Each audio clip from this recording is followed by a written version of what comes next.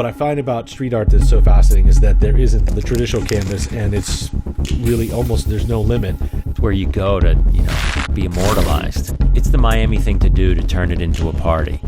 Probably the most intense mural district of anywhere in the world. That juxtaposition sort of creates this unique environment. It's very unusual and unique, but it's really awesome, and I think it's kind of unexpected the way that you would view all of it. It's really about what moves you, what you find to be fascinating or thought-provoking. And we're really not about duplicating. And if you look at the history of our company, we've done something different in every city that we go to. With Goldman Global Arts, I will take the same philosophy that it's not about duplication, it's about creating something that really works for that particular project. I think this area is the perfect fit.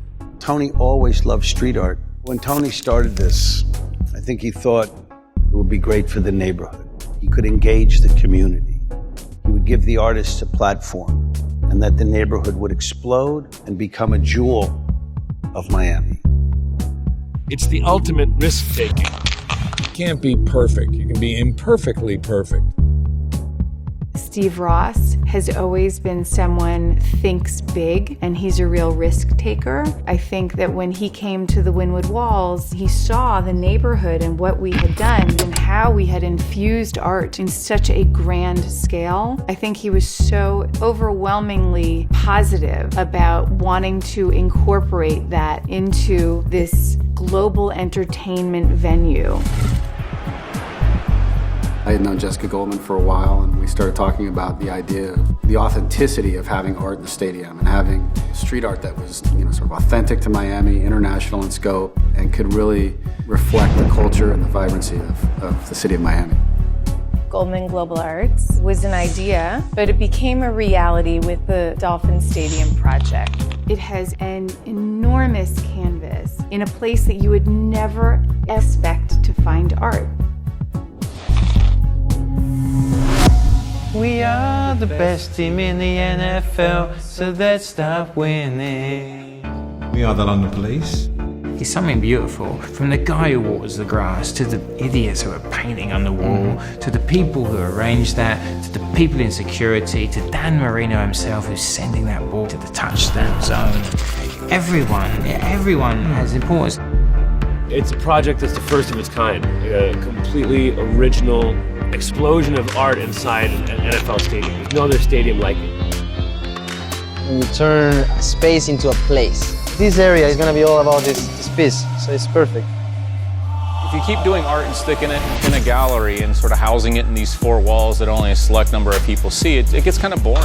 Well, we want to create something similar as you can find in the streets. All the theme, it's about water, because we are in the Dolphin Stadium. It's more about making a connection. I guess the way that sport, I think, is a powerful tool in connecting people from different backgrounds, different nationalities, different ideas. But I kind of like the idea that people can relate to it in a way that reflects on their childhood maybe, or is a story they can draw from it. I focus on perception when I paint.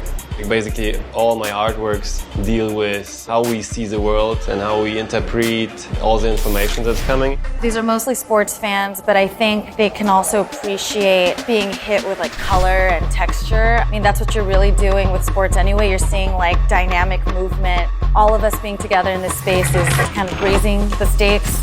Miami is really becoming a global capital of street art, so I'm really honored to be here. We're not just one thing for one type of people. These guys are legitimately a community now. What I don't think anyone could have imagined was that this would really spark a movement and would be like a tsunami of creativity that ripples around the entire planet.